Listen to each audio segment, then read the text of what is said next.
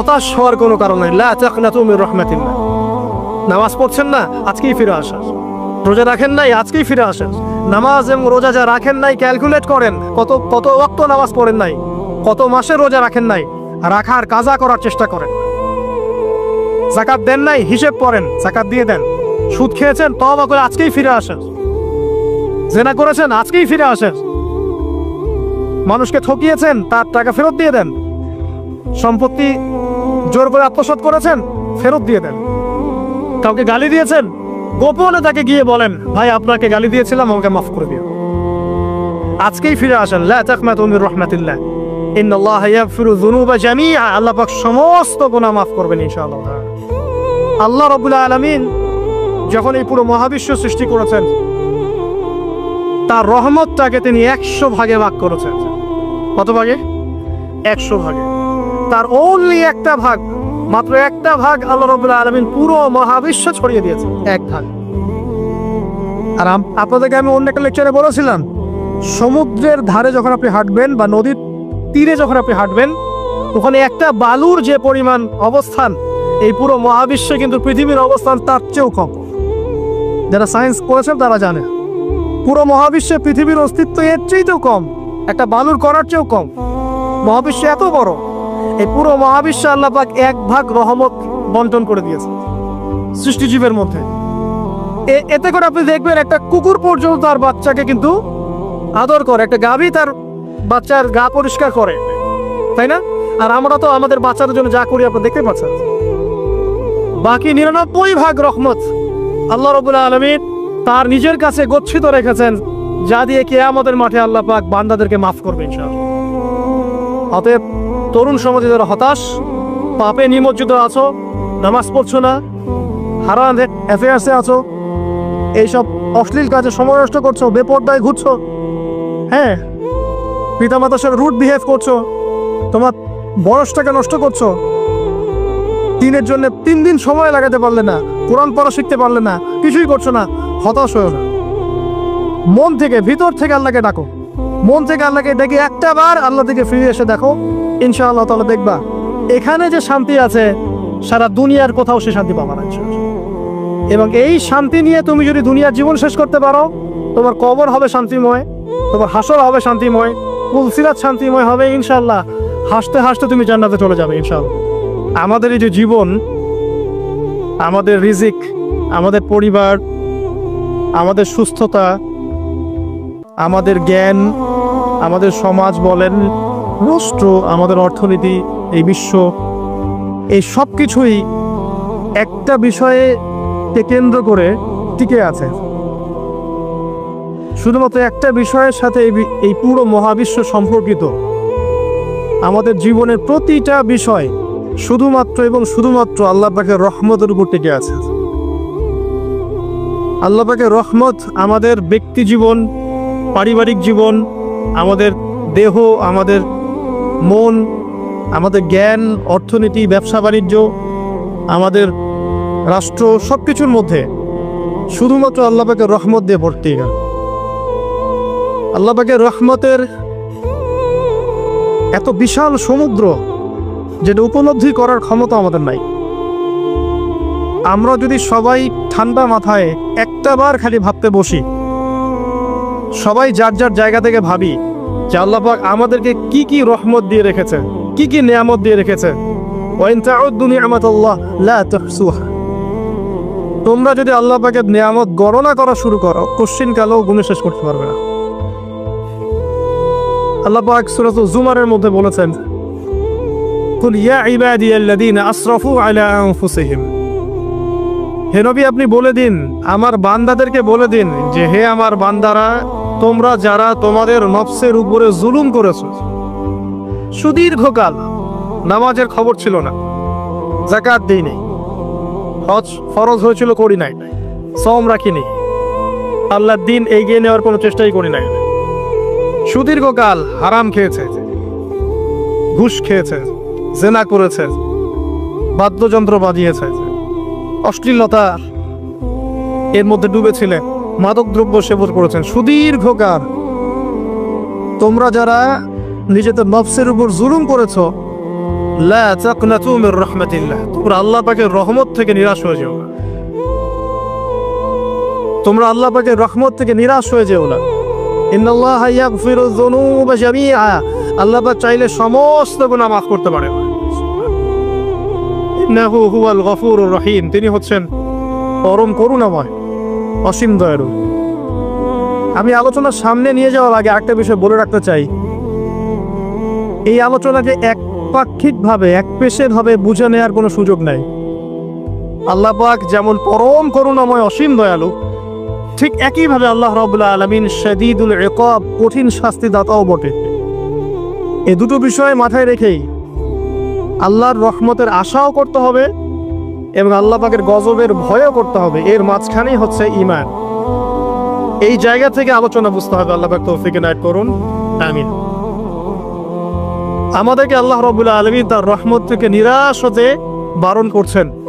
যে যত পাপ করেছে জীবনে, যদি একটা বার কেউ যদি আল্লাহ পাককে মন থেকে ডাকে, চোখ দিয়ে ঝরঝর করে পানি পড়ে, আল্লাহ পাককে বলে, সেজদায় গিয়ে পড়ে আল্লাহকে বলে রব্বিক ফিরলি, আল্লাহ আমাকে মাফ করে দাও, তার মনের মধ্যে যদি সততা থাকে, মন থেকে যদি সেই কথাটা বলে থাকে, আল্লাহ পাক শুধু তাকে ক্ষমাই করবেন না, তার সমস্ত গুনাহগুলোকে আল্লাহ নেকি দিয়ে পরিবর্তন করে দিয়েছেন। একটা হাদিস পড়ছিলাম, নবী করিম সাল্লাল্লাহু আলাইহি ওয়াসাল্লাম তিনি বলছেন যে লাম্মা কাদাল্লাহুল খালক, যখন আল্লাহ রাব্বুল আলামিন এই মহাবিশ্ব সৃষ্টি করেন, তখন আল্লাহ রাব্বুল আলামিন কাতাবা কিতাবান, একটা কিতাব লিখেছেন। একটা কিতাব আছে আল্লাহর কাছে, কাতাবা কিতাবান ফাহুয়া ইনদাহ ফাওকাল আরশ, যে কিতাবটা আল্লাহর নিজের কাছে আছে আরশের উপরে। সেখানে আল্লাহ পাক লিখে রেখেছেন, কি লিখেছেন? ইন্না রাহমাতি সাদাকাত গদাবি, প্রতিটা ক্ষেত্রেই আমার রহমত, আমার দয়া, আমার করুণা আমার গজবকে পরাজিত করেছে। মানে আল্লাহ রাব্বুল আলামিনের গজব এর উপরে আল্লাহ পাকের রহমত অবস্থান করছে। জীবনের কোনো ক্ষেত্রে হতাশ হওয়ার কোনো সুযোগ নাই।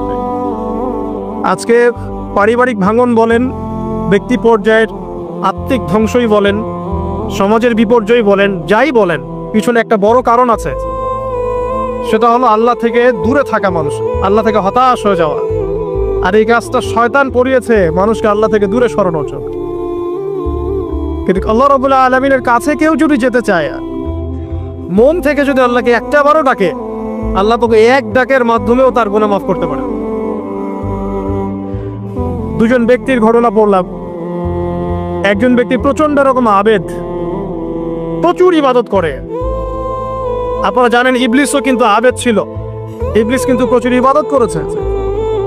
এখন ওই ব্যক্তির একজন বন্ধু ছিল, তো সেই বন্ধু পাপী ছিল, বিভিন্ন কবিরা গুনাহ করত। আর এই আবেদ ব্যক্তি বারবার তাকে নসিহত করত, গুনাহ ছেড়ে দাও, তুমি পাপ করছো, গুনাহ ছেড়ে দাও। তখন সেই ব্যক্তি যে পাপ করছে সে বলতো যে আল্লাহ কি তোমাকে আমার রক্ষক বানিয়েছেন? আল্লাহ কি তোমাকে আমার উপর দারোগা বানিয়েছেন?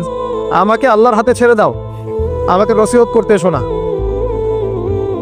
একদিন এই আবেদ ব্যক্তি তার বন্ধুকে একটা জঘন্য পাপ করতে দেখলেন, এমন একটা পাপ যেটা দেখে তার মনে ধারণা আসলো এটা চরম জঘন্য একটা কাজ। তখন সে মুখ ফসকে বলে ফেলল যে আল্লাহ তোকে আর মাফ করবে না, আল্লাহ তোকে জান্নাত দিবে না। আল্লাহ রাব্বুল আলামিন মালাকুল মউতকে এই দুজনের কাছে পাঠালেন, দুজনের রূহকে কবজ করা হলো। এবার আল্লাহ পাক তার সামনে তাদেরকে উপস্থাপন করে বললেন যে তোমাকে আমার রহমত সম্পর্কে কে গ্যারান্টি দিয়েছে যে আমি কাউকে রহমত করব কি করব না? যাও, আমি তোমাকে জাহান্নামে পাঠালাম, ওই ব্যক্তি যে আমার রহমত প্রত্যাশা করেছে আমি তাকে জান্নাত দিয়ে দিলাম। দেখুন, এই হাদিসটা শুনলে মনে হয় বাহ্যিক হয়তো বা মুখের একটা কথার কারণেই সে জাহান্নামে চলে গেল। আসলে বিষয়টা এমন হয়। বিষয়টা আমি আপনাকে বোঝাচ্ছি, বিষয়টা হচ্ছে ইবলিসের মতো। ইবলিস কিন্তু শুধু মন থেকেই বলেনি যে খলাকতানি মিন নার ওয়া খলাকতাহু মিন তিন, আমি কেন তাকে সাজদা করব আদমকে? আদম তো মাটির তৈরি আর আমি তো আগুনের তৈরি। এটা ইবলিসের শুধু মৌখিক স্টেটমেন্ট ছিল না, কারণ কি ছিল? আদা ওয়াস্তাকবার, সে উদ্ধত হয়েছিল, অহংকার প্রদর্শন করেছিল। ভিতর থেকে ইন্টারনালি সে অহংকারী ছিল, সে আন্ডার এস্টিমেট করে কথাটা বলেছে, শুধু মৌখিকভাবে বলে নাই কিন্তু। ঠিক এই ব্যক্তির ঘটনা এমনই, সে মন থেকে অহংকারী হয়ে উঠেছিল, যদিও বা সে আবেগ ছিল। এখানে আমরা যারা প্র্যাকটিসিং মুসলিম হওয়ার চেষ্টা করছি, আমাদের জন্য এখানে নিদর্শন আছে। অথচ নামাজ পড়েই ভেবে বসবেন না যে অনেক কিছু করে ফেলছে, এক চিল্লা দিয়ে মনে করে ফেলবেন না যে দিনের জন্য অনেক কিছু করে ফেলছে। একটা হজ করেছেন, ওমরা করেছেন, সিয়াম রেখেছেন, দিনের জন্য দান সদকা করেছেন, একটা মাদ্রাসা মসজিদ করেছেন, ভেবে বসবেন না আপনি সব অনেক কিছু করে ফেলেছেন এবং অন্যরা সব ককরোচ তেলাপোকা, ওরা জাহান্নামে যাবে, এমনটা মনে করবেন। জানি না আমরা যে কার আমলের কতটুকু আল্লাহর কাছে কবুল হচ্ছে। তো এখানে এই ব্যক্তির সমস্যা ছিল এই, সে নিজের আমলটাকে অনেক ভারী মনে করছিল এবং সে স্টেটমেন্ট দিয়ে ফেললো যে তোকে আল্লাহ পাক মাফ করবে না। এই একটা কথা মন থেকে বলার কারণে তার ইহকাল পরকাল দুটা বরবাদ হয়ে গেল, সে জাহান্নামে চলে গেল। ঠিক আরেক ব্যক্তির ঘটনা আছে এমন, এগুলো সবগুলো রেফারেন্স আছে। এক ব্যক্তি প্রচুর ইবাদত করতো, আল্লাহ পাক তার ইবাদত করার জন্য পাহাড়ের চূড়ায় একটা সুন্দর ব্যবস্থা করে দিয়েছিলেন, সেখানে ডালিম গাছ হতো, ঝর্ণা আসতো, খাবারের কোনো অভাব নাই। হাদিস এসেছে 500 বছর সে ইবাদত করেছে। কত বছর? কিয়ামতের মাঠে এই ব্যক্তির অবস্থা এমন হবে, তাকে জান্নাতে প্রবেশ করানোর জন্য নিয়ে যেতে বলা হবে যাও আমার রহমতে জান্নাতে চলে যাও। আল্লাহ পাক তাকে এই কথাটা বলবেন, কিন্তু এই ব্যক্তি বলবে আমার আমলের কারণে, আল্লাহ পাক বলবেন আমার রহমতে জান্নাতে চলে যাও। ব্যক্তি বলবে আমার আমলের কারণে। আল্লাহ রাব্বুল আলামিন তখন তাকে দেওয়া সমস্ত নেয়ামত গুলোকে এক পাল্লায় করবেন আর তার সমস্ত আমলকে আরেক পাল্লায় করবেন। কথা কি বুঝতে পারছেন? একটা চোখের যে নেয়ামত আল্লাহ পাকের, সমস্ত আমল ও 500 বছরের ইবাদত এতটুকু হয়নি। তারপর তাকে বলা হবে ওকে জাহান্নামে নিয়ে যাও। এবার জাহান্নামে যাওয়ার সময় সে বলবে আল্লাহ তোমার রহমতে আমাকে মাফ করে দাও। তখন আল্লাহ পাক তাকে আবার ডেকে নিয়ে আসবে, বলবেন যে তোমাকে যে আমি ইবাদত করার জায়গা করে দিয়েছিলাম, এটাকে তুমি নিজে করেছো না আমি করেছি? সে বলবে আপনি করেছেন। তোমাকে যে আমি সৃষ্টি করেছিলাম তখন কি তুমি কোন আমল করেছিলে? বলবে না। তাহলে তোমাকে যে সৃষ্টি করেছি আমি, এটা কি তোমার আমলের কারণে? না। তোমাকে সারা দুনিয়াতে এত নিয়ামত দিয়েছি, এটা কি তোমার আমলের কারণে? সে বলবে না। তখন তাকে জান্নাতে প্রবেশ করতে হবে। কিয়ামতের মাঠে এমন অনেক ঘটনা ঘটবে যেটা আমাদের চিন্তার বাইরে। আরেকজন ব্যক্তিকে ডেকে আনা হবে, যে ব্যক্তি একটা দুটা নয় বরং 100টা খুন করেছে। সে 99 জন মানুষকে হত্যা করার পর ফতোয়া খুঁজে বেড়াচ্ছিল যে আমার তওবা কবুল হবে কিনা। একজন আবেদের কাছে গিয়েছে। আবেদ আর আলেম কিন্তু এক জিনিস না। আবেদ মানে যে প্রচুর ইবাদত করে, তার জ্ঞান কম, সে শুধু জানে কিভাবে ইবাদত করতে হয়। আলেম হচ্ছে সে যে শরীয়তের গভীর জ্ঞান জানে, আবার ইবাদতও করে। আবার যারা জ্ঞান আছে আমল নাই, সেও কিন্তু প্রকৃত আলেম না। প্রচুর জ্ঞান আছে কিন্তু জ্ঞান অনুযায়ী আমল করে না, সেও কিন্তু প্রকৃত আলেম নন। এবার আসেন, তো এই আবেদের কাছে গিয়ে সে বলছে আমার কি ক্ষমা হবে? আমি 99টা খুন করেছি। সে বলল তোমার আবার ক্ষমা? তোমার ক্ষমা নাই। তখন এই ব্যক্তি এই আবেদকে হত্যা করে 100টা খুন পূর্ণ করলো, ওকেও সে মেরে ফেলছে। আমার ক্ষমাই হবে না তো তোর বেঁচে থাকার কি ধরে, তুইও মর। কি বুঝতে পারলে? তো আল্লাহ রাব্বুল আলামিন এই ব্যক্তির মধ্যে একটা চেতনা তৈরি করলেন যে আমাকে তওবা করতে হবে। সে তখন সার্চ করতে লাগলো আরো কোনো আলেম আছে কিনা। এরপর অনেক দূরে একজন আলেমের সন্ধান পাওয়া গেল। সে সেখানে গেল, তাকে গিয়ে বললো আমার কি ক্ষমা হবে? সে আলেম তাকে বললো হ্যাঁ তোমারও ক্ষমা হতে পারে, যাও তুমি ইস্তেগফার করো এবং এই এলাকা থেকে অন্য এলাকায় চলে যাও। মানে যে এলাকায় তুমি অনেকদিন ছিলে, যেখানে তুমি অনেক পাপ কাজ করেছো, এখানে থাকার দরকার নাই। তওবা করে তুমি অন্য কোথাও চলে যাও, নতুন একটা জীবন শুরু করো। এখানে থাকলে হবে কি, তোমার স্মৃতিগুলো তোমাকে তাড়িয়ে বেড়াবে এবং মানুষ তোমাকে খারাপ নজরে দেখতেই থাকবে, তুমি তখন কষ্ট পাবে। এই জন্য তুমি চলে যাও। তো চলে যেতে যেতে সে রাস্তায় ইন্তেকাল করে। এবার তার রূহ নিবে কে? এই জন্য দুদল ফেরেশতা আসছে। জান্নাতি এবং জাহান্নামী। তাদের মধ্যে বাক বিতরটা হচ্ছে কে রূহ নিয়ে যাবে। তো জাহান্নামের ফেরেশতারা বলছেন সে এতগুলো খুন করেছে, তার রূহটা আমরা নিব। আর জান্নাতি ফেরেশতারা বলছেন না, সে তওবা করতে এসেছিল, অতএব সে আল্লাহর অভিমুখী হয়েছে, তার রূহটা আমরা নিব। আল্লাহ পাক এখানে একটা কৌশল করলেন। আল্লাহ পাক ফেরেশতাদেরকে বললেন, তোমরা রাস্তাটাকে পরিমাপ করে দেখো, যেদিকে যাচ্ছিল তার পরিমাপ বেশি নাকি যেখান থেকে এসেছে ওর পরিমাণ বেশি। আল্লাহ পাক জমিনকে আদেশ করলেন, হে জমিন তুমি প্রশস্ত হয়ে যাও। এবার পরিমাপ করে দেখা গেল সে তওবার দিকে আসছিল, এর পরিমাণটা বেশি। এই একটা কাজের ওসিলা আল্লাহ পাক তাকে মাফ করে দেবে। মনে রাখবেন, এটা মৌখিক বিষয় ছিল না, সে মন থেকে ভিতর থেকে কিন্তু সে আল্লাহর প্রতি অনুগত হয়েছিল। এই মনের বিষয়টা আল্লাহ ছাড়া কেউ জানে না। আপনি দেখতে পারেন সমাজে অনেকে দাড়ি টুপি পাগড়ি জুব্বা সব লাগিয়ে ঘুরছে, বিশ্বাস করেন তাদের মনটা এমনও হতে পারে যে জানোয়ারের চেয়েও কুৎসিত, এমনও হতে পারে। আবার আপনি দেখবেন সমাজে এমন অনেক মানুষ ঘুরছে যারা হয়তো অনেক পাপে লিপ্ত মনে হচ্ছে, কিন্তু মনের মধ্যে সততা আছে। আর যার মনের মধ্যে সততা আছে, আল্লাহ বা কোনো না কোনো দিন ইনশাআল্লাহ তাকে হেদায়েত দিবে। এটা আমরা আমাদের অভিজ্ঞতা থেকেও দেখেছি। এমন অনেক মানুষকে আমরা দেখেছি যে ড্রাগ অ্যাডিক্টেড ছিল, মিউজিক করেছে, হারাম সম্পর্কের মধ্যে ছিল, নামাজ ঠিক মতো পড়ে নাই, কিন্তু যখনই আল্লাহর কথা আলোচনা হতো দেখতাম সে খুবই শান্তভাবে মন থেকে কথা শুনছে। কথা শুনতে শুনতে শুনতে একদিন মাশাআল্লাহ এখন দেখবেন যে চিল্লা দিয়ে বেড়াচ্ছে বিভিন্ন মসজিদ। আল্লাহ হেদায়েত দিয়েছে, সব ছেড়ে দিয়েছে। এরকম মানুষের অভাব নাই কিন্তু সমাজে। তো এখানে আল্লাহ পাকের রহমত বা দয়ার একটা উজ্জ্বল দৃষ্টান্ত দেখতে পারবেন।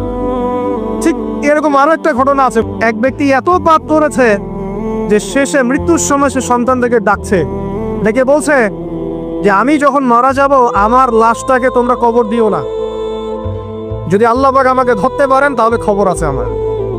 কি করতে হবে? সে বলছে যে আমার দেহটাকে তোমরা পুড়িয়ে ফেলবে, এবং পুড়িয়ে ফেলার পরে ছাইগুলোকে একত্রিত করবা, করে অর্ধেক ছাই সমুদ্রে ভাসিয়ে দিবা, অর্ধেক ছাই বাতাসে উড়িয়ে দিবা। সন্তানরা তাই করলো। মৃত্যুর পর আল্লাহ পাক এই সমুদ্র এবং জমিনকে বাতাসকে আদেশ করলেন যে তোমরা ছাই জড়ো করে দাও। আর মানুষ আর জিন আল্লাহর কথা না শুনলেও এই প্রকৃতি আল্লাহ পাকের কথা শোনে। বিজ্ঞান বলে প্রকৃতি থেকে সব হচ্ছে। কি প্রকৃতি? প্রকৃতি কি কাকে বলে? মানুষকে আল্লাহর ইবাদতকে বাদ দিয়ে প্রকৃতি পূজায় নিয়ে গেছে। এই পুরো প্রকৃতির মহাবিশ্ব এক আল্লাহর ইবাদত করে। কে সৃষ্টি করলো প্রকৃতি? প্রাকৃতিক ভাবে হয়েছে সবকিছু বলে, আল্লাহ থেকে হয়েছে বলা যাবে না। বললে আপনি মৌলবাদী হয়ে যাবে না। আল্লাহ শব্দ ইউজ করলে আপনি মৌলবাদী হয়ে যাবে না। ধর্মতাত্ত্বিক শব্দগুলোকে আস্তে আস্তে উঠিয়ে দেওয়া হয়েছে। দেখবেন যুক্তি বিজ্ঞান দার্শনিক শব্দগুলোকে আনা হয়েছে। এটা টেকনিক্যালি করা হয়েছে। কোন সেকুলার ভিডিওতে আপনি দেখবেন না ইনশাআল্লাহ বলছেন। ইনশাআল্লাহ প্রমাণ করবে যে আপনি আস্তিক না নাস্তিক। তো প্রকৃতিকে আল্লাহ পাক আদেশ করলেন, এই সমুদ্র ছাই জড়ো করো, এই বাতাস ছাই জড়ো করো। তারা ছাই জড়ো করে দিল। এই ব্যক্তিকে বলা হচ্ছে তুমি জীবিত তো। আল্লাহ পাক বলছেন তুমি যে এই কাজটা করেছিলে, লিমা ফাআলতা হাদা, তুমি এই কাজটা কেন করেছো? তখন এই ব্যক্তি উত্তর দিচ্ছে, মিন খাশিয়াতিকা ইয়া রাব্বি ওয়া আনতা আ'লাম। হে আল্লাহ, আমি আমার বুঝে যা এসেছে আপনার ভয়েই আমি এই কাজটা করেছি, আর আপনি খুব ভালো করে জানেন যে আমি আপনার ভয়ে করেছি নাকি অন্য কোনো কারণে করেছি। মানে আপনি আমার মনের কথা জানেন। আল্লাহ পাক তাকে মাফ করে দিলেন। হালাল ভাবে যদি আপনি বিয়ে শাদী করতে যান তখন সমস্যা হচ্ছে। হালাল ভাবে যদি আপনি বিয়ে করতে যান তখন সমস্যা হচ্ছে। হারাম ভাবে আপনি যা ইচ্ছা তাই করতে পারেন, সমাজে কেউ কিছু বলছে না। এখন বলছে এটা স্বাধীনতা। সুবহানাল্লাহ, কোন স্বাধীনতা? স্বাধীনতা বলে কোনো শব্দ নাই মহাবিশ্বে। এই পুরো বিশ্বের সমস্ত মানুষ আল্লাহর অধীনে পরাধীন। এই বিশ্বে যত মানুষ বসবাস করছে এখন, এরা কেউই স্বাধীন নয়, না কেউ স্বাধীন ছিল না ছাড়া থাকবে। সবাই আল্লাহ পাকের দাসত্বের অধীনে পরাধীন। স্বাধীন সেই এই পৃথিবীতে যে ব্যক্তি শয়তানের তাবেদারি করে, ও নফসের তাবেদারি করে, ও তো স্বাধীন, যা ইচ্ছা তাই করতে পারে। এই যে অশ্লীলতার প্রমোটিংটা চলছে, এটাকে পারিবারিকভাবে বন্ধ করতে হবে। আল্লাহ পাক আমাদেরকে বোঝার তৌফিক দান করুন। এগুলো যত বাড়বে সমাজে মহামারী আসবে, দেখে নিয়ে মহামারী আসবে, দুর্ভিক্ষ আসবে, সমাজে এমন সব রোগ ব্যাধির জন্ম হবে যেগুলোর নামও শোনা নাই মানুষ কখন, এবং সামনে ভূমিধস অপেক্ষা করছে, এগুলো আসবে। আপনাদেরকে আমি সেই ব্যভিচারী মহিলার কথাও মনে করাই। আর যে ব্যক্তি একজন যৌনকর্মী ছিল, বা যেটা আমরা বলি ব্যভিচারেরই মহিলা ছিল, একটা কুকুরকে দেখেছে সে পানি পান করার জন্য তৃষ্ণার্ত, সে এটাতে মায়া করে দয়া করে তার মোজাটাকে নামিয়ে এই কূপ থেকে পানি উঠিয়ে কুকুরকে পান করিয়েছে। এই একটা কাজের বদৌলতে আল্লাহ রাব্বুল আলামিন এই ব্যভিচারী মহিলাকে মাফ করে জান্নাত দিয়ে দিয়েছে। হাদিসে এটাও এসেছে, নবী সাল্লাল্লাহু আলাইহি ওয়াসাল্লাম বলেছেন, ইরহামু মান ফিল আরদ, তোমরা সবাই জমিনবাসীর প্রতি রহম করো। জমিনে মুসলিমই থাকতে হবে, তাদের প্রতি রহম করতে হবে এমন নয়, জমিনবাসী যারাই আছে সবার প্রতি রহম করো, জাতি ধর্ম বর্ণ নির্বিশেষে, এমনকি পশু পাখির প্রতিও দয়া করো। ইরহামু মান ফিল আরদ, জমিনে যারা আছে সবার প্রতি রহম করো। ইয়ারহামুকুম মান ফিস সামা, যিনি আসমানে আছেন তিনি তোমাদের প্রতি রহম করবেন ইনশাআল্লাহ। ইসলাম এই কথাগুলো বলেছে 1400 বছর আগে। আজকের এই বিশ্বে, সো-কল্ড এই মডার্ন বিশ্বে, যেখানে মানুষের রক্তের কোনো দাম নাই, সেখানে ইসলাম পশু পাখির অধিকার নিয়ে কথা বলেছে 1400 বছর আগে। কাদেরকে কি শেখাতে আসেন? কোরআন এবং সুন্নাহর বাইরে অভ্রান্ত সত্যের কোনো উৎস আছে? এখানে যা আছে তাই চূড়ান্ত। মানতে চাইলে মানেন, না মানতে চাইলে জাহান্নামে যান, কেউ তো বাধ্য করছে না। লাকুম দীনুকুম ওয়ালিয়া দীন।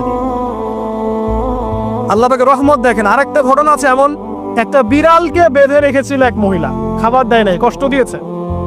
একটা বিড়ালকে খাবার না দিয়ে কষ্ট দেওয়ার কারণে এই মহিলাকে আল্লাহ পাক জাহান্নামে পাঠিয়েছে। এরকম কত ঘটনা আছে, এই ঘটনাগুলো হাদিসের পাতায় বর্ণিত আছে। কোরআনে কি বলছে দেখুন। কোরআনের আমি কয়েকটা পয়েন্ট আপনাদেরকে খালি বলছি, এটা নিয়ে আমি সকালে ভাবছিলাম। আল্লাহ পাক আদম আলাইহিস সালামকে সৃষ্টি করেছেন আমরা সবাই জানি, কিন্তু আল্লাহ পাক সূরা সাদের মধ্যে বলছেন ইবলিসকে, হে ইবলিস তোমাকে কিসে বারণ করলো আদমকে সিজদা করতে, যে আদমকে আমি নিজের হাত দিয়ে সৃষ্টি করেছি।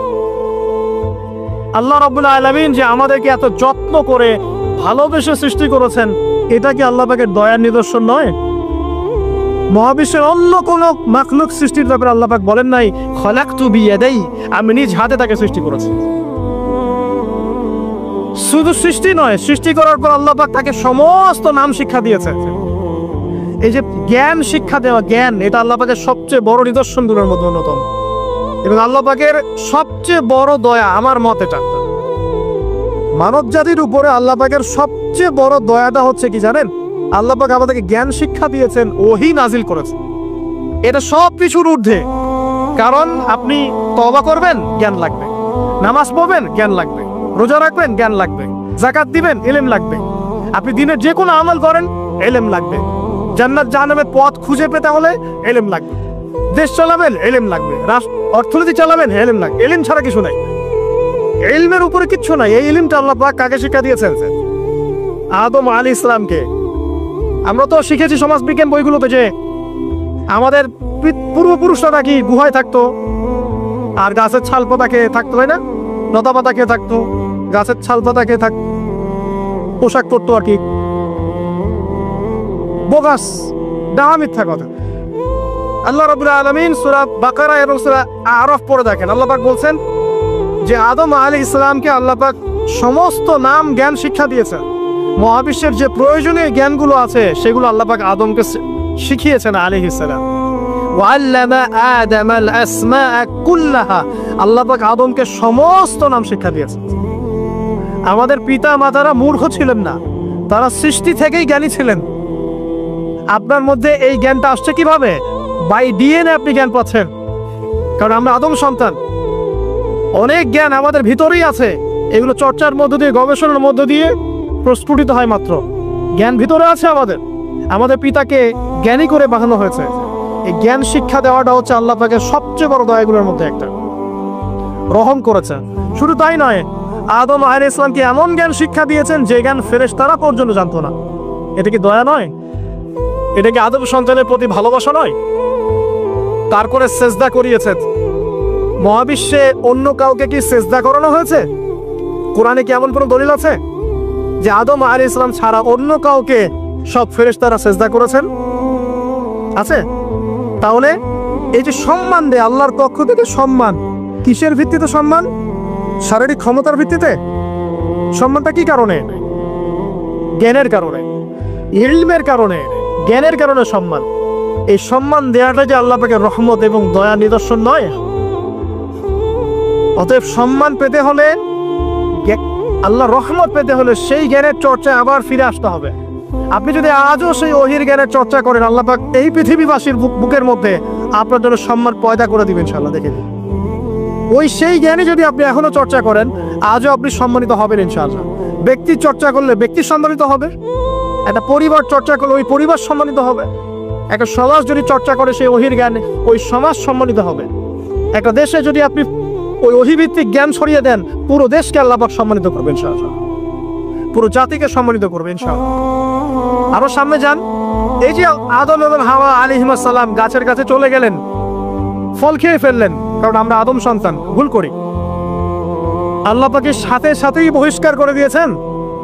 না, আল্লাহ পাক তওবা করার জন্য কালিমা শিখিয়ে দিয়েছেন। সুবহানাল্লাহ, তাদের কালিমা জানা ছিল না। আল্লাহ পাক বলছেন ফাতালাক্কা আদম মির রাব্বিহি কালিমাত। আল্লাহ পাকের কাছ থেকে আদম আলাইহিস সালাম কিছু বাক্য শিখে নিলেন, যেই বাক্য দিয়ে ফাতাবা আলাই, সে আল্লাহর কাছে তওবা করল। কোন সেই বাক্য? সূরা আরাফে আছে, রব্বানা যালামনা আনফুসানা ওয়া ইল্লাম তাগফির লানা ওয়া তারহামনা লানাকুনান্না মিনাল খাসিরিন। এই দোয়া কে শিখিয়ে দিয়েছে? আল্লাহ। এই তওবার বাক্য যে শিখিয়ে দেয়, এটা কি দয়ার পরিচয় নয়? আমরা আল্লাহর কাছে ফিরে যাব, তওবা করব, ইস্তেগফার করব, এই জ্ঞানটা শিখিয়ে দেয়া কি আল্লাহ পাকের দয়ার পরিচয় নয়? না, আমরা কিভাবে ক্ষমা চাইতাম? কিভাবে ক্ষমা চাইলে আল্লাহ পাক সমস্ত গুনাহ মাফ করবেন, এই পদ্ধতিগুলো বলে দেয়া কি আল্লাহ পাকের দয়ার পরিচয় নয়? তারপর সামনে যান, পৃথিবীতে নামিয়ে দিয়ে আল্লাহ পাক ক্ষান্ত হয়ে যাননি। আল্লাহ রাব্বুল আলামিন আসমান থেকে হেদায়েতের গ্রন্থ পাঠিয়েছেন, বলেছেন এই গ্রন্থের মধ্যে যা আছে মেনে চললে তোমরা আবার জান্নাতে ফিরে আসবে ইনশাআল্লাহ। আল্লাহ পাক আদম এবং হাওয়া আলাইহিস সালাম এবং আদম সন্তান সবাইকেই সৃষ্টি করেছেন, উদ্দেশ্য হচ্ছে আল্লাহ পাক আমাদেরকে জান্নাত দিতে চান। আল্লাহ পাক চান যে আমরা যেন জান্নাতে যাই। যদি আমরা জান্নাতে যেতে না পারি পরকালে, একটা কারণে যেতে পারবো না, অনলি একটা কারণ, সেটা হলো আমাদের নিজের দোষে। একটা কারণ, যারা জাহান্নামে যাবে মানুষ এবং জিনদের মধ্যে, নিঃসন্দেহে মহাবিশ্বে তারা ছাড়া জাহান্নামে যাওয়ার উপযুক্ত কেউ ছিল না। ও জাহান্নামে যাওয়ার উপযুক্ত ছিল বলেই আল্লাহ পাক তাকে জাহান্নামে পাঠাবেন। আর যারাই জান্নাতে যাবে প্রত্যেকেই শুধু আমলের বদৌলতে যাবে না, বরং আল্লাহ পাকের রহমতেই যাবে। কেউই তার আমল দিয়ে জান্নাতে যেতে পারবে না। আল্লাহ পাকের রহমত যাদের উপরে বর্ষিত হবে তারাই জান্নাতে যাবে ইনশাআল্লাহ। কে আমল দিয়ে যেতে পারবে না। যত আমলই করি বলা যাবে না এই আমলের বদৌলতে জান্নাতে যেতে পারবো। আল্লাহ পাক দয়া না করলে হবে না। আল্লাহ পাক চান যে আদম সন্তান যেন জান্নাতেই যায়। এই কারণেই সৃষ্টি করা, এই কারণেই আপনার ওহী ভিত্তিক গ্রন্থগুলো পাঠানো, এই কারণে নবী রাসূল পাঠানো, আলেম ওলামা সৃষ্টি করা, মানুষকে সতর্ক করা, হায়াত দেয়া, বারংবার জীবনে চলতে ফিরতে আপনাকে এলাম করা হয় আল্লাহ পথে ফিরে আসেন, আল্লাহ পথে ফিরে আসেন। এলাম করা হয়, মানে বিপদ দিয়ে আপনাকে এলাম করা হয় আল্লাহর পক্ষ থেকে। আপনি চলতে পথে হোঁচট খান, আল্লাহ আপনাকে এলাম দেন, ফিরে আসো। চলছেন বিপথে, আল্লাহ পাক এলাম দেন, ফিরে আসো। আল্লাহ পাকের পক্ষ থেকে কিন্তু এগুলো আসে। অ্যামেজিং হাদিস, যে একজন সাহাবী বলছেন, সালমান রাদিয়াল্লাহু আনহু, তিনি বলছেন যে যখন মুমিনের উপর বিপদ আপদ বালা মুসিবত আসে, তখন মুমিনের এই বিপদ আপদ বালা মুসিবত রোগ শোকের বদৌলতে আল্লাহ পাক তার গুনাহগুলোকে মাফ করে দেন এবং তার মর্যাদাকে বাড়িয়ে দেন, এবং সে আল্লাহর দিকে ফিরে আসার অনুশোচনা করার সুযোগ পায়। আর যখন কাফের মুশরিক বা ফাসিক মানুষকে এইসব রোগ ব্যাধি বিপদ আপদ বালা মুসিবত ঘিরে ধরে, তার দৃষ্টান্ত সেই উটের ন্যায় যে উটটাকে তার মালিক বেঁধে রেখেছে, এরপর ছেড়ে দিয়েছে। সে উটটা বুঝতে পারলো না কেন তার মালিক তাকে বেঁধে রাখলো আর কেনই বা তাকে ছেড়ে দিল। কথাটা কি বুঝতে পারছেন? যারা আল্লাহ দ্রোহী তাদের উপর যখন বিপদ আপদ বালা মুসিবত আসতে থাকে, তারা বুঝে না যে কি জন্য আসতো আর কেন চলে গেল। কিন্তু মুমিন ব্যক্তি যারা মুসলিম আল্লাহর অনুগত, তাদের বিষয়টা হচ্ছে এমন, বিপদ আপদ বালা মুসিবত রোগ ব্যাধি তাদেরকে আল্লাহর দিকে ফিরিয়ে নিয়ে আসবে। দেখুন, এই যে পৃথিবীতে নামিয়ে দেয়া, এরপর আল্লাহর পক্ষ থেকে ঐশী গ্রন্থগুলো পাঠানো, নবী রাসূল পাঠানো, আলেম ওলামা পাঠানো, আপনাকে হায়াত দেয়া, আপনাকে রিজিক দেয়া, এই শ্বাস নেওয়ার ক্ষমতা দেয়া, আপনাকে জ্ঞান বুদ্ধি দেয়া, বিবেক দেয়া, 3 বেলার খাবার, পোশাক, স্ত্রী সন্তান, কি দেয়নি আল্লাহ রাব্বুল আলামিন। এই যে সমস্ত নিয়ামতগুলো দেয়া, এগুলো একটা উদ্দেশ্য, আপনি আমি যেন এটাকে উপলব্ধি করি যেগুলো আল্লাহর পক্ষ থেকে আসছে এবং আল্লাহর দিকে আমরা অভিমুখী হই, এছাড়া কোনো উদ্দেশ্য নেই। সামনে যান, নূহ আলাইহিস সালাম, একদিন 2 দিনেই কি আল্লাহ পাক তার কওমকে ধ্বংস করে দিয়েছেন? 950টা বছর আল্লাহ রাব্বুল আলামিন সময় দিয়েছেন কওমকে, আল্লাহর দিকে ফিরে আসো, আল্লাহর দিকে ফিরে আসো। নবী দাওয়াত দিয়েছেন প্রায় 950 বছর। যখন তারা ফিরে আসে নাই, তারপরে আল্লাহ রাব্বুল আলামিন গজব দিয়ে ধ্বংস করেছে। কারণ আমি বলেছি একটা কথা, আল্লাহ পাক শুধু রহমানুর রহিমই নন, বরং তিনি কিন্তু কঠোর শাস্তিদাতা, শাদীদুল ইকাব বটে। সামনে আরো যান, ইব্রাহিম আলাইহিস সালাম, একা একটা মানুষ নমরুদের সাথে ফাইট করছেন, আগুনে ফেলেই দিল, সে আগুনকে আল্লাহ পাক ঠান্ডা করে ফেললেন। এটা কি আল্লাহ পাকের দয়া নয়?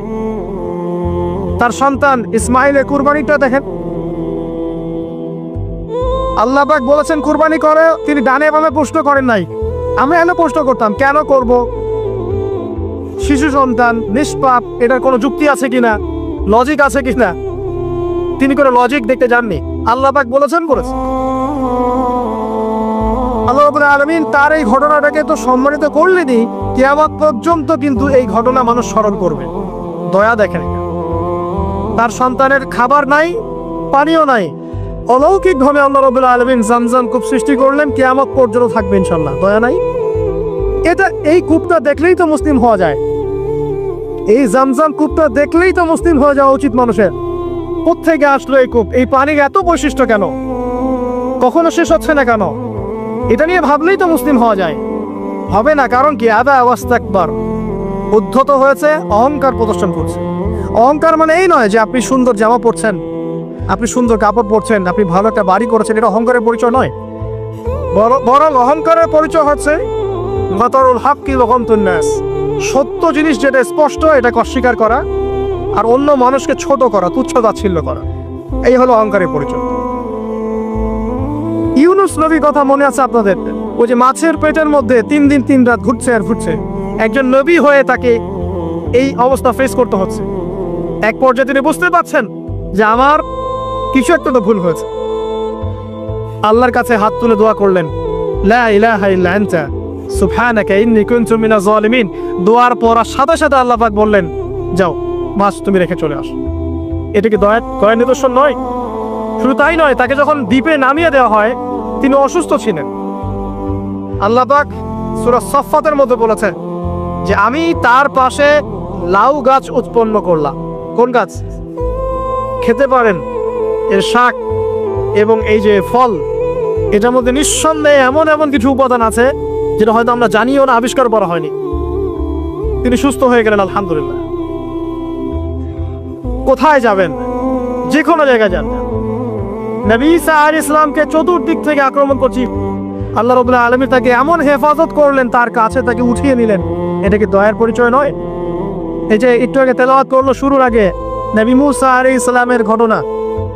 নবী মুসা আলাইহিস সালাম গাছের নিচে বসে আছেন, খাবার নাই, বাসস্থান নাই, কিচ্ছু নাই, বরং তার গায়ে একটা অপবাদ দেওয়া হয়েছে যে তিনি নাকি একজন মানুষকে খুন করেছেন।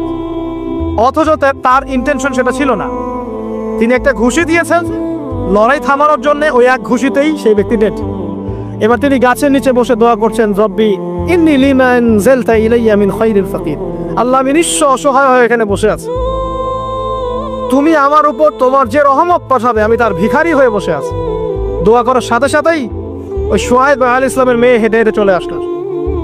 তিনি স্ত্রী পেলেন, তিনি শ্বশুর পেলেন, একজন নবী পরিবার পেলেন, বাসস্থান পেলেন, চাকরি পর্যন্ত পেলেন।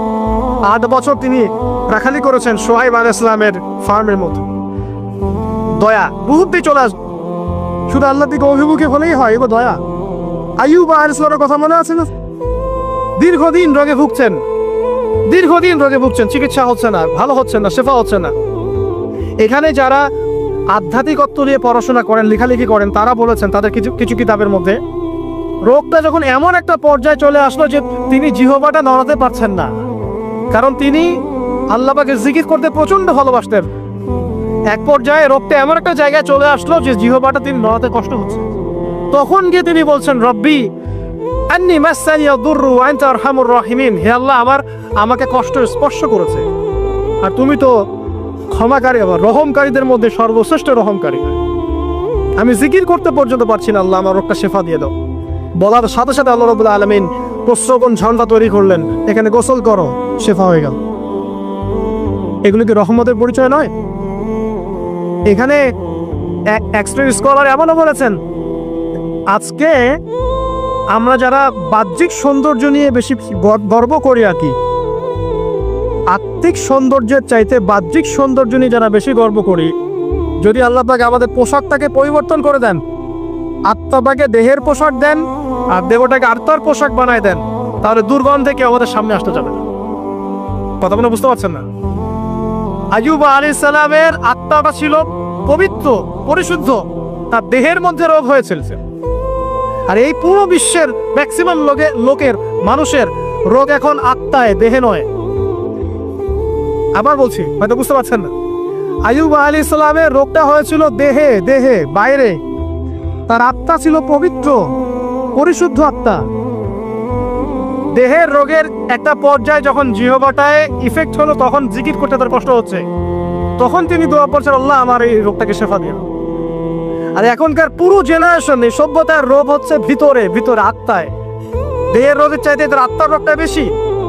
এখন এই আত্মাটাকে যদি দেহ বানিয়ে দেওয়া হয় আর দেহটাকে আত্মার পোশাক পরিয়ে দেওয়া হয়, দুর্গন্ধে কেউ সামনে আসতে চাবে না। তাই আইয়ুব আলাইহিস সালামের সেই দোয়া এখন আমাদের বেশি করা উচিত। রব্বি আন্নী মাসসানিয়া দুররু ওয়া আনতা আরহামুর রাহিমিন, আল্লাহ আমাদের আত্মায় রোগ এসেছে, এটাকে তুমি শেফা দাও। দেহের রোগ লেস ইম্পর্টেন্ট, আত্মার রোগটা বেশি ইম্পর্টেন্ট। এরকম নিদর্শন কোরআনের পাতায় পাতায় ছড়িয়ে আছে। আসহাবুল কাহফ, পুরো সমাজ ওদেরকে মেনে নিচ্ছে না, গুহায় চলে গেলেন, ঘুম পাড়িয়ে দিলেন আল্লাহ পাক। 309 বছর, কত বছর? 309 বছর একটা দোয়ার বদৌলতে। তারা বলেছিল, রব্বানা আতিনা মিন লাদুনকা রাহমা ওয়া হাইয়্যিক লানা মিন আমরিনা রাশাদা। আল্লাহ পাক শুধু ঘুম পাড়িয়ে রাখলেন না, তাদের মধ্য দিয়ে আল্লাহ পাক পুরো একটা সভ্যতাকে হেদায়েত করে দিলেন। যে সভ্যতা বিশ্বাস করতো না যে পরকাল বলে কিছু আছে। দাকিয়ানুস বাদশার সেই জুলুম থেকে আল্লাহ পাক এই 10 জন বা 9 জন যুবককে বাঁচালেন, ওদেরকে কিয়ামত পর্যন্ত কোরআনের পাতায় স্থান দিলেন, নিদর্শন বানালেন, এবং তাদের মধ্য দিয়ে একটা পুরো সভ্যতাকে হেদায়েত দিলেন। যেখানে যাবেন এই নিদর্শন। আর কার কথা বলবো? যুলকারনাইন, মনে আছে? কোন সূরা আছে যুলকারনাইনের কথা? সূরা কাহফ। আল্লাহ পাক তাকে এমন রহমত করেছিলেন যে মাশরিক মাগরিব, মানে পূর্ব পশ্চিম পর্যন্ত তাকে রাজত্ব দিয়ে দিয়েছে। আজকে তো আমরা এই সামান্য একটু ক্ষমতা পেলেই আমাদের কেউ চেনে না, গায়ে হাতি দেওয়া যায় না, ঠিক আছে? মানে তখন সে নিজেকে মনে করে যে সে এই পৃথিবীর সবকিছু, বাকি মানুষ আর মানুষ না। ক্ষণস্থায়ী সামান্য একটু ক্ষমতা দিয়ে দেখবেন আমাদের অবস্থা খারাপ। প্রত্যেকের ধর্মতাত্ত্বিক ক্ষেত্রেও যদি কাউকে আপনি ক্ষমতা ধর আলেম মনে করেন, দেখবেন অহংকারে বাঁচতেছে না। কারো একটু পপুলারিটি হয়ে গেছে, দেখবেন অহংকারে বাঁচতেছে না। আই ওয়াশ শোডাউনের জামানা তো এটা, যে যত পারে মানুষকে দেখাতে পারলে বাঁচে আছে। কাজ হবে 5%, 95% হচ্ছে আই ওয়াশ। কাউকে যদি আল্লাহ পাক যাররা পরিমাণ একটু ক্ষমতা দিয়ে দিয়েছেন, বাস তাকে আর চেনা যায় না। যুলকারনাইনকে আল্লাহ পাক আলাইহিস সালাম মাশরিক মাগরিবের ক্ষমতা দিয়েছিলেন। এত দাপট ছিল তার, যেদিকে সেনাবাহিনী নিয়ে যেতেন সেদিকে বিজয় করতে পারতেন। তিনি একজন আল্লাহ পাকের বড় ওলি ছিলেন অথবা নবী ছিলেন। কি ছিলেন আল্লাহ পাক এটা কোরআনে বলেন, স্পষ্ট করেন। তা আমরা ধরে নিচ্ছি আল্লাহ পাকের তিনি একজন শুকরগুজার বান্দা ছিলেন। তাকে একটা কওম বলছে যারা পাহাড়ের মাঝখানে থাকতো, ইয়া যুলকারনাইন, হে যুলকারনাইন, ইন্না ইয়াজুজ ওয়া মাজুজ মুফসিদুনা ফিল আরদ। ইয়াজুজ আর মাজুজের সভ্যতা জমিনে ফাসাদ সৃষ্টি করছে। ফাহাল নাজআলু লাকা খারাজান আলা আন তাজআলা বাইনানা ওয়া বাইনাহুম সাদ্দা। আমরা কি তোমাকে একটু ট্যাক্স দিব, খাজনা দিব, যে খাজনার বদৌলতে তুমি একটা প্রাচীর নির্মাণ করে দিবে যে প্রাচীর নির্মাণ করলে ওরা আর আমাদের কাছে আসতে পারবে না। তখন এই প্রতাপশালী বাদশার স্টেটমেন্ট হচ্ছে এই, ক্বালা মা মাক্কান্নি ফীহি রাব্বি খায়র, আল্লাহ আমাকে যা দিয়েছেন তার পক্ষ থেকে এটা যথেষ্ট, তোমাদের এসব ট্যাক্সের দরকার নেই আমার। এই যে আল্লাহ পাকের রহমত দেখেন। ঠিক খিজির আলাইহিস সালামকে দেখবেন, ওই তিনটা ঘটনা মনে আছে না? নৌকা ফুটা করা, বাচ্চাকে হত্যা করা, আর হচ্ছে কি ওই যে কি দেয়াল নির্মাণ করা। সূরা কাহফ আজকে ভাষায় গিয়ে পড়েন। তাকে আল্লাহ পাক ভবিষ্যতের জ্ঞান দেখাচ্ছেন, ভবিষ্যতে কি হবে, যে জ্ঞানটা মূসা আলাইহিস সালামকে আল্লাহ পাক দেখাচ্ছেন না। মূসা আলাইহিস সালাম বলছেন কেন নৌকা ফুটা করলেন, কেন বাচ্চাকে হত্যা করলেন, কেন এই প্রাচীর নির্মাণ করলেন। আর খিদির আলাইহিস সালাম বলছেন যে জ্ঞান আল্লাহ তোমাকে দেন নাই তা আল্লাহ পাক আমাকে দিয়েছে, আমি এই কারণে নৌকা ফুটা করছি, কারণ নৌকা ফুটা না করলে ভবিষ্যতে এই নৌকাটা সিজ করা হবে, ছিনতাই করা হবে। বাচ্চাটাকে হত্যা করেছে এই কারণে এই বাচ্চা বড় হলে বড় কাফের হতো। দেয়াল নির্মাণ করেছে এই কারণে এই দেয়ালের নিচে এই বাচ্চাদের, এতিম দুই বাচ্চার গুপ্তধন রাখা আছে, ওর বাবা মা রেখেছে। এটা তুমি জানো না, আমি জানি। এটা জানার পরে তিনি অহংকার করছেন না, তিনি বলছেন রাহমাতাম মির রাব্বি, এই জিনিসটা আমার রবের রহমত, আমার প্রতি দয়া। দুই শ্রেণীর মানুষ আপনি পাবেন, এক যারা তাদের স্ট্যাটাস প্রতিপন্থী জ্ঞান এসবের অহংকার প্রদর্শন করবে, আর এক শ্রেণী যারা এগুলো আছে, যাদের এগুলো আছে বাট তারা বলবে এগুলো হাযা মিন ফাদলি রাব্বি, এগুলো আমার রবের রহমত। এখানে সফল দ্বিতীয় শ্রেণীর মানুষ, প্রথম শ্রেণীর নয়। ইউসুফের কথা মনে আছে? আলাইহিস সালাম কুয়ায় ছিলেন, কুয়া থেকে জেলে, কুয়া থেকে রাজপ্রাসাদে, সেখান থেকে জেলখানায়। জেলখানার একটা মানুষ যে পরবর্তীতে মিশরের শাসক হবে, কেউ কি ভেবেছিল? কেউ ভেবেছিল? ওই সময় কেউই ভাবে নাই। কিন্তু ওই মানুষটাকে আল্লাহ রাব্বুল আলামিন মিশরের রাজত্ব দিয়েছেন, যার মধ্য দিয়ে আল্লাহ পাক হাজার হাজার লক্ষ লক্ষ মানুষকে দুর্ভিক্ষের হাত থেকে বাঁচিয়েছে। আল্লাহ পাকের পরিকল্পনা, রহমত দেখেন। প্রত্যেক আম্বিয়া কেরামের জীবনী পড়ে দেখেন, এরকম রহমতের অসংখ্য নিদর্শন কোরআন এবং হাদিসে আছে। এখন শেষ করার আগে, এটা বলতে থাকলে অনেক সময় চলে যাবে, নামাজের সময় চলে যাবে, আমরা শেষ করছি। আমরা আসলে এখন যদি আল্লাহর রহমত পেতে চাই এবং আমাদের জীবনটাকে আল্লাহ পাকের আনুগত্যে, দাসত্বে, অহংকার মুক্ত হবে তওবা ইস্তেগফারের মধ্য দিয়ে কাটাতে চাই, তাহলে আসলে কি কি পয়েন্টস আমাদের কাজ করা দরকার, জাস্ট পয়েন্টসগুলো বলছি। এক নাম্বার হচ্ছে জ্ঞান অর্জন করতে হবে। যে জ্ঞান আল্লাহ পাক আদম আলাইহিস সালামকে শিখিয়েছেন, ওই জ্ঞান চর্চা যদি আমরা বাড়াই, ওহির জ্ঞানের চর্চা যদি আমরা বাড়িয়ে দেই, দেখবেন ইনশাআল্লাহ আল্লাহ পাক আপনার সম্মান, আপনার রিজিক, আপনার প্রতি করুণা, দয়া, মায়া, মহব্বত সব বাড়িয়ে দেবেন ইনশাআল্লাহ। এটা প্রথম পয়েন্ট। প্রিয় ভাইয়েরা, যারা আজকে লেকচার শুনছেন বা যারা পরবর্তীতে অনলাইনে শুনবেন, ওহির জ্ঞানের চর্চা। আমি বলছি না আপনি ডক্টর হবেন না, ইঞ্জিনিয়ার হবেন না, জেনারেল লাইনে পড়বেন না, এই কথা আমি বলতে যাবো না কখনো। কারণ আমি জানি, আর কেউ বলুক না বলুক, অ্যাটলিস্ট আমি জানি এই ওয়ার্ল্ডকে ডিল করতে হলে বর্তমান এইসব আধুনিক জ্ঞানের কোনো বিকল্প নাই। কিন্তু এই জ্ঞানটার সাথে কোরআন সুন্নাহর জ্ঞান থাকতেই হবে। যখন এই দুইটা জ্ঞান একত্রিত হবে, ইনশাল্লাহ এই জাতিকে ঠেকানোর কেউ থাকবে না ইনশাআল্লাহ। এই সহজ সরল কথাটা আমরা বুঝাতে ব্যর্থ হচ্ছি, অথবা কিছু মানুষ ইন্টেনশনালি এটাকে ঘুরিয়ে ফিরে উল্টা ব্যাখ্যা করছে। আর হ্যাঁ, এটা স্বীকার করছি কিছু মানুষ আছে, কিছু ব্যাকডেটেড থিঙ্কিংস আছে আমাদের মধ্যে, যে আমরা আধুনিক শিক্ষাটাকে অনেক সময় গুরুত্ব দিচ্ছি না। এটা ঠিক নয়, এটা আমার মত। পরিবেশ বজায় রেখে, ইসলামী পরিবেশ বজায় রেখে আধুনিক শিক্ষায় শিক্ষিত হতে কোনো সমস্যা আছে? আর আধুনিক এই শিক্ষাগুলো অন ইসলামিক শিক্ষা নয়। আপনি যে কোনো এডুকেশনের বেসে যান, ম্যাথামেটিক্সে যাবেন, অ্যালজেব্রায় যাবেন, আপনি কেমিস্ট্রিতে যাবেন, ফিজিক্সে যাবেন, বায়োকেমিস্ট্রি যাবেন, জ্যোতির্বিজ্ঞানে যাবেন, মেডিকেল সায়েন্স, প্রত্যেকটাতে দেখেন মুসলিম থেকে খুঁজে পাবেন। আপনি প্রত্যেকটা গোড়াপত্তন গিয়ে আপনি দেখবেন মুসলিমদের হাতেই হয়েছে। আব্বাসীয় খেলাফত যখন ছিল, তখন এই বাগদাদ ছিল জ্ঞানের রাজধানী। ওরকম লাইব্রেরি কি বিশ্বের কখনো হয়েছে? এখন আমরা মনে করছি জ্ঞানের লাইব্রেরি মনে হয়, জ্ঞানের রাজধানী মনে হয় ব্রিটেন, হার্ভার্ড, কেমব্রিজ, অক্সফোর্ড। এরা কবে এসেছে ইতিহাসে? ইতিহাস কি 100 বছরের? হাজার হাজার বছর চলে গেছে। হিস্ট্রি পড়েন। তো এখানে আমার কথা হচ্ছে একদম clear and neat and clear যে আমাদেরকে উভয় দিকের জ্ঞানই অর্জন করতে হবে, বোধ কোরআন সুন্নাহ এবং আধুনিক জ্ঞান। এই দুটো জ্ঞান যখন আপনি একত্রিত করবেন, ইনশাআল্লাহ দেখবেন আল্লাহ চায় তো কোরআন এবং সুন্নাহকে হাতে নিয়ে এই বিশ্বের চ্যালেঞ্জগুলোকে ফেস করা যাবে ইনশাআল্লাহ। আল্লাহ তৌফিক দান করুন। আমি প্রথম যেটা বিষয়, আল্লাহ পাকের রহমত পেতে হলে আল্লাহর ওহীভিত্তিক জ্ঞানের চর্চা বাড়াতে হবে। এই জ্ঞানের চর্চা বাড়ালে ব্যক্তি, পরিবার, সমাজ, রাষ্ট্র সবাইকে আল্লাহ পাক সম্মানিত করবে ইনশাআল্লাহ তাআলা। আল্লাহ পাক রহম করবেন, ক্ষমা করবেন, ইনশাআল্লাহ দুনিয়াটাও সফল করবেন, পরকালও জান্নাত দিবে ইনশাআল্লাহ তাআলা। আর আমরা তো দেখলাম আল্লাহ পাকে জান্নাত দেওয়ার জন্য একটা ঘটনা যথেষ্ট। একটা কুকুরকে পরিবার করিয়েছে, একবার খালি বলেছে আল্লাহ তোমার ভয়ে কাজ করেছি, বাস। আবার জাহান্নামে যাওয়ার জন্য একটা ঘটনা এনাফ, খালি বলেছে যে আল্লাহ তোকে মাফ করবে না, বাস জাহান্নাম। আল্লাহ পাক জানেন এন্ড অফ দ্য ডে কে জান্নাতে যাবে আর কে জাহান্নামে যাবে। অহংকারের কোনো সুযোগই নাই।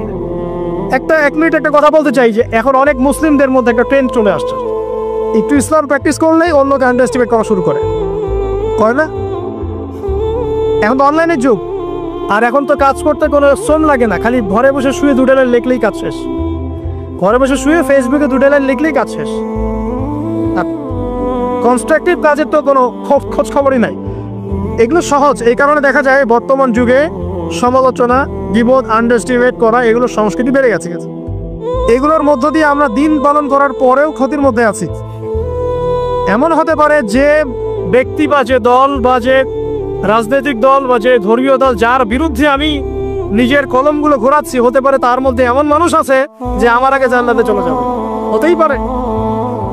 আর আমি যে নিজেকে এত বড় করে ফখর করছি, কে জানে এন্ড অফ দ্য ডে আমি জান্নাতে যাবো কি যাবো না, ওর গ্যারান্টি আছে? কোনো গ্যারান্টি নাই। সো এখন আমরা যারা ইসলাম প্র্যাকটিস করছি আমাদের সতর্ক হওয়া উচিত। নিজের পরকালের ফিকিরটা করে আল্লাহ পাক বোঝার তৌফিক দান করুন, আমিন। 2 নাম্বার যেটা বলবো, যে রাসূলুল্লাহ সাল্লাল্লাহু আলাইহি ওয়াসাল্লামের রেখে যাওয়া যে আদর্শ এবং সুন্নত, এর চর্চা যারা বাড়িয়ে দিবে আল্লাহ পাক গ্রহণ করবে ইনশাআল্লাহ। সূরা আলে ইমরানের 31 নম্বর আয়াত পড়ে দেখেন, আল্লাহ পাক নিজে বলেন, কুল ইন কুনতুম তুহিব্বুনাল্লাহ ফাত্তাবিউনি। হে নবী বলে দিন, তোমরা যদি আল্লাহর রহমত আর ভালোবাসা পেতে চাও তাহলে আমাকে অনুসরণ করো। আমাকে যে বা যারাই নবী সাল্লাল্লাহু আলাইহি ওয়াসাল্লামকে অনুসরণ করবে আল্লাহ তার প্রতি দয়া করবে ইনশাআল্লাহ। শুধু দয়াই না, ইয়াগফির লাকুম যুনুবাকুম, তোমাদের সমস্ত গুনাহ আমি মাফ করে দেব। আল্লাহু গফুরুর রহিম। সুন্নতের চর্চা বাড়িয়ে দেই। শুধু তাই নয়, কেউ যদি নবী সাল্লাল্লাহু আলাইহি ওয়াসাল্লামের উপরে বেশি বেশি দরুদ শরীফ পড়ে, আল্লাহুম্মা সাল্লি আলা মুহাম্মাদ ওয়া সাল্লিম পড়তেই থাকে, দরুদ ইব্রাহিম বা সংক্ষিপ্ত দরুদগুলো, আল্লাহ পাক একবার দরুদ পড়লে 10 বার রহম করবেন ইনশাআল্লাহ। যে নবীর আদর্শ মেনে চললে আল্লাহ পাক ভালোবাসবেন, সেই নবীর নাম উচ্চারিত হলে দরুদ পড়লেও আল্লাহ পাক রহম করবেন ইনশাআল্লাহ। 4, সৃষ্টির সেবা করলে রহম পাওয়া যাবে। আল্লাহ পাক বলছেন তোমরা সৃষ্টির সেবা করো, মানবতার সেবা করো, জমিনবাসী যারা আছে ওদের প্রতি রহম করো, আল্লাহ তোমাদের প্রতি রহম করবেন ইনশাআল্লাহ। 5, রহমত পেতে হলে আল্লাহর জিকির বাড়িয়ে দিতে হবে। আল্লাহর জিকির মানে সকাল সন্ধ্যা আল্লাহ পাকের যত জিকির আজগার আছে এগুলো ছাড়া যাবে না। চলতে ফিরতে অলওয়েজ আল্লাহকে ডাকতে হবে, সুবহানাল্লাহ, আলহামদুলিল্লাহ, ওয়া লা ইলাহা ইল্লাল্লাহ, আল্লাহু আকবার, লা হাওলা ওয়া লা কুওয়াতা ইল্লা বিল্লাহ। যে কাজ আপনি করছেন ওই কাজের মধ্যেই জিকির বাড়াতে হবে। যে যত বেশি আল্লাহ পাকে জিকির করবে তার কলব তত জিন্দা থাকবে, এবং যার কলব জিন্দা থাকবে, যার কলবের মধ্যে নূর থাকবে, আল্লাহ পাকের নূর তার কলবে আসবে ইনশাআল্লাহ তাআলা। 6, বেশি বেশি কোরআন তেলাওয়াত বাড়িয়ে দিতে হবে। কোরআন তেলাওয়াত যারা বাড়িয়ে দিবে এই কোরআনের বদৌলতে আল্লাহ তার প্রতি রহম করবে ইনশাআল্লাহ। আরো বলবো 7 নাম্বার, যে সালাত এর কোনো বিকল্প নাই। নবী সাল্লাল্লাহু আলাইহি ওয়াসাল্লাম ইন্তেকালের আগ মুহূর্তে বলে যাচ্ছেন, আসসালাত ওয়াস সালাত ওয়া মা মালাকাত আইমানুকুম, নামাজের যত্ন নিও, আর তোমাদের অধীনস্থ যারা আছে ওদের ব্যাপারে খেয়াল রেখো। নামাজ নাই ইসলাম নাই, নামাজ আছে তো ইসলাম আছে। তো নামাজের তাবেদারি যারা করবে, 5 ওয়াক্ত নামাজ ঠিকঠাক মতো করবে, ইনশাআল্লাহ অবশ্যই আল্লাহ পাক তাদের প্রতি রহম করবেন ইনশাআল্লাহ। আরো বলতে চাই তাহাজ্জুদের কথা, যারা একটু তাহাজ্জুদের নামাজে অভ্যস্ত হতে পারবেন ওই সময়টা আল্লাহ পাকের রহমত নেমে আসে, বর্ষিত হয়। যারা তাহাজ্জুদের সালাতে অভ্যস্ত হবে আল্লাহ পাক তাদের প্রতি রহম করবে ইনশাআল্লাহ তাআলা। 9 বলতে চাই দ্বীনি মেহনত বাড়িয়ে দেওয়া।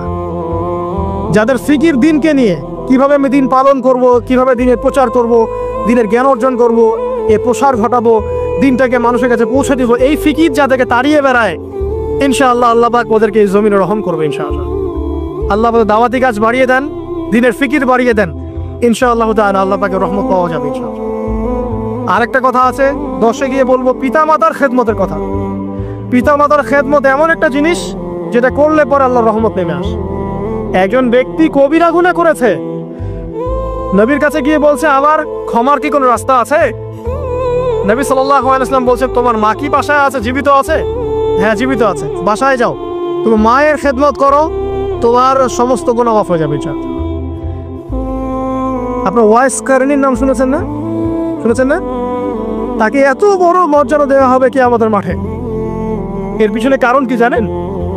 সেই ব্যক্তি মাশাআল্লাহ তার মায়ের খেদমত করত।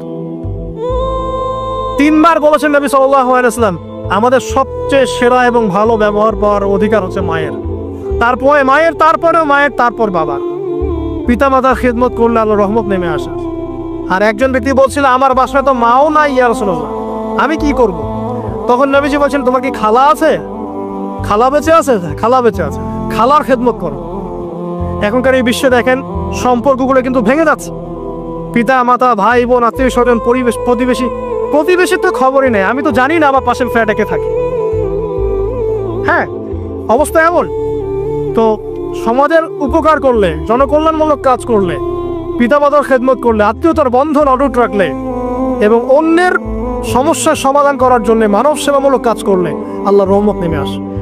আজকে আমি 10টা বলেছি, ছাড়া আরো অনেক কাজ আছে যেগুলো নিয়মিত করতে থাকলে আল্লাহ রাব্বুল আলামিনের রহমত নেমে আসে। মোটা দাগে জ্ঞান অর্জন, মোটা দাগে নবী সাল্লাল্লাহু আলাইহি ওয়াসাল্লামের সুন্নাহ অনুসরণ, আল্লাহর ওহীর জ্ঞানের প্রচার প্রসার ঘটানো, দিনকে নিয়ে ভাবা, দিনের ফিকির করা, কোরআন তেলাওয়াত বাড়ানো, জিকির বাড়ানো, বেশি বেশি ইস্তেগফার করা, তওবা করা, বেশি বেশি ইস্তেগফার করা, আল্লাহর কাছে দোয়া করা, নামাজ তাহাজ্জুদ বাড়িয়ে দেয়া, আত্মীয়তার সম্পর্কগুলো বজায় রাখা, ঠিক আছে, আল্লাহ পাকের জমিনে দিনের প্রচার প্রসারের চেষ্টা করা এবং সর্বোপরি ঈমান, ইসলাম এবং তাকওয়া বজায় রেখে যারা চলবে ইনশাআল্লাহ আল্লাহ পাক এই দুনিয়াতেও তাদের প্রতি রহম করবেন ইনশাআল্লাহ, পরকালেও তাদের প্রতি রহম করবেন ইনশাআল্লাহ আযজা ওয়া জাল।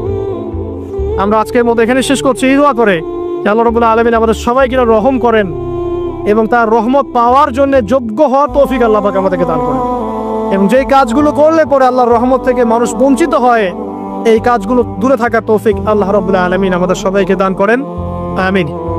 أقول قولي هذا أستغفر الله لي ولكم ولسائر المسلمين. بارك الله لنا ولكم بالآية الحكيم إنه تعالى جواد كريم بر رؤوف رحيم.